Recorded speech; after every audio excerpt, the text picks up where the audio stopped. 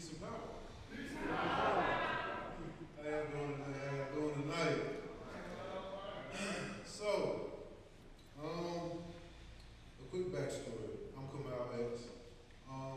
Backstory is I was I was adopted. My birth parents, my mom was a drug addict. She had 2 kids already, so she was not in a position to raise me. And my father, my birth father, was in prison, and he spent the majority of my entire life in prison. So I was adopted into a family. Luckily, though, my family was really close to my birth side, so I really kind of grew up in an actual village. But it was still traumatic to be an adopted kid in a Christian household struggling with his sexuality. And so most of my thoughts were centered around being thrown away if my secret ever was out. And so that type of thinking led me down a dark path, led me down to a path to get in prison. And so I decided to write my story using a three journey prompt, the beginning, middle, and end. And so yeah, here we go. So pops, I asked my pops as I sat across from the father that raised me, what is masculinity? What makes you a man? Well, son, he says, the Bible says you must work hard, marry a woman, and have children and multiply. And that's the only way to define you as a man. But pops, I interjected, if that's the case, why does my mind and my body tell me to be attracted to pops cut me off? No. Don't you ever say that. You said masculinity, son, not femininity. Thinking like that, you might as well keep your virginity.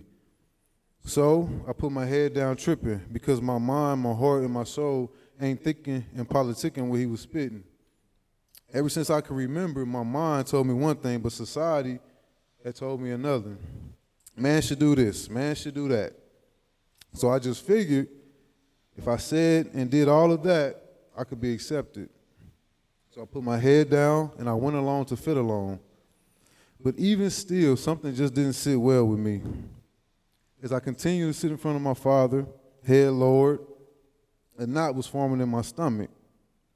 Because I was tripping, as we often say, because my mind, my heart, and my soul refused to accept what he was saying. But this was my father. He had to be right? And in that moment, I noticed a rift had opened between us, a silent, unspoken disagreement that had started brewing. My heart, my deepest instincts had told me one thing, whispering a different truth, but society and sitting in front of my pop's unwavering gaze was telling me a whole different story about who I was supposed to be. So I had no choice but to put the mask on and put my head down. But I did it in both shame and in a weary resignation in search of the truth, in search of what makes a man, both internally and physically. This was a solitary journey to fit in, to fit along and get along, to conform, to make myself smaller so I could be accepted. So perhaps, just perhaps, find my place within the lines that society had drawn for me, a line that society had drawn for all of us. So I began searching for more ways to figure out what makes you a man. And so one way I thought to do that was to sleep with as many women as I possibly could. Why not? That's what all the other guys around my age was doing. My brother, my cousins, my friends, neighborhood people, all had girls. Some of them had girls and a side piece. So I tried all of that, but that didn't work. But then I thought, wait, maybe I should join a gang. The coalition is what we called ourselves. A group made up mostly of my cousins, a bunch of neighborhood school kids from around the block in school. It was harmless, never anything serious. And if we did do anything, it was a petty crime, stealing from malls to help fund our fashionable clothes, to help fund the jewelry and the accessories that went along with our coalition gang. And that was fun while it lasted, because the more serious stuff lied ahead. Because in my immature thinking, in my mind, I needed to hang with the complete wrong people. the wrong type of people that led me to burglary and robbery and murder. You see, I found out really quickly that trying to prove my manliness would come at a huge cost. 16 years was that cost.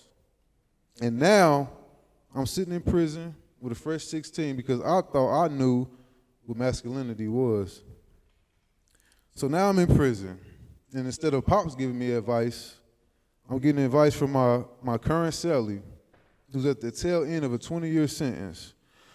One of my first of my many cellies. And what he told me was, nah, young blood, sitting in the cell, he said, sitting in the cell across from me. And here, that nice shit gotta go. But that ain't how my pops raised me. You gotta let that shit go, young blood. It's dangerous in here. Around here, any signs of weakness will result in bad end for you. So just like that, a new model of masculinity was given to me.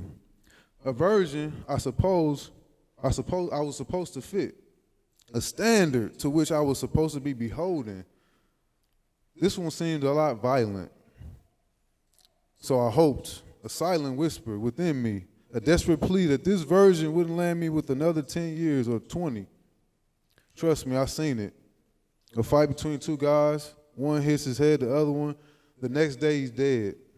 Sleeping on the injury is what they called it. 10 years for manslaughter. He was supposed to go home in 6 months. But nope. Luckily for me, there was no more years of physical imprisonment. Just more years of internal imprisonment. More years of self-delusion. Years of burying my true self under layers of denial. Of cloaking my fears in a facade of strength. More years of my lost humanity. There was this one incident I remember vividly, like it was yesterday. I had just learned about a violation that my cellmate had just did unbeknownst to me. And instead of handling it like a mature adult, a mature man would do, I settled it the only way I knew how in the confines of prison society. I balled up my fist and socked him right in the mouth. You see, as a man, a true man, violence is the only answer, especially if the transgression is against you and you are in prison. There's no talking, no swinging. No, there's no talking, only swinging. You see, I didn't have a choice. It was either be eaten or eat. Just think, if I didn't handle it that way, the violent way, that would have given everyone else the permission to commit another violent violation against me. And you can't have that. So in the following years, I just perfected wearing a mask. I found it quite easy, actually. Just throw around the word bitch here, a little misogyny talk here, putting my hands on people for the smallest violations and attempts to prove my manliness. After a while, though, it became easy. Everyone believed the mask that I wore, believed the hype that I was the man. But of course, a piece of my humanity went along with that facade. Even when my mama died, no tears were shed. Why? Because real men don't cry. I told myself, a man don't cry, don't show weakness, don't bend, don't break. Toughness was the rule, pain was the lesson, and the merit was supposed to be in silence and in fear. I would walk around that yard, chest out, my comrades by my side, thinking I owned the spot.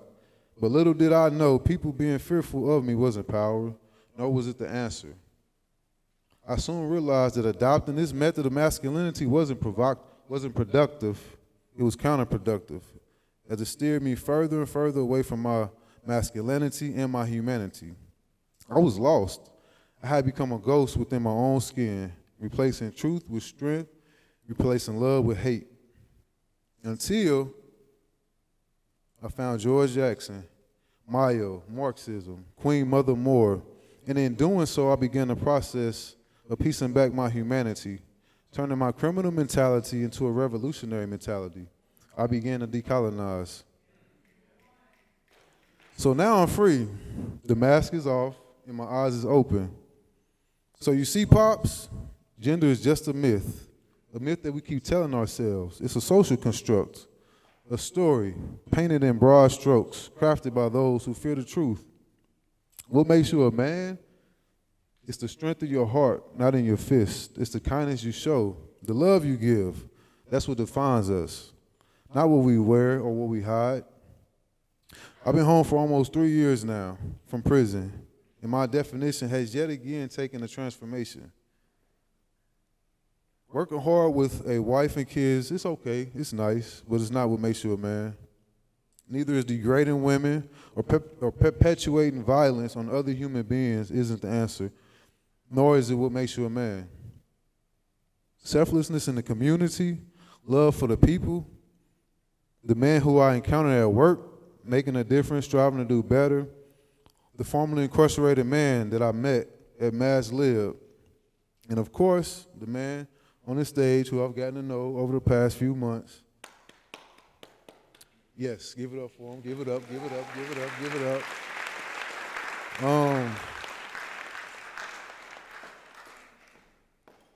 So who am I? My story is still continuing, but I do know one thing. My masculinity isn't bound by societal norms or any longer. It's bound by whatever I say it is. And the same goes for you and everybody else in here. You are the author of your own story, the sculptor in your own being. Masculinity, femininity is just a mask. It's a journey, a truth to discover, not a myth you're born into. You're more than labels, more than what they say you should be, more than what you say you are. You're a universe, and that's enough. I say, thank you.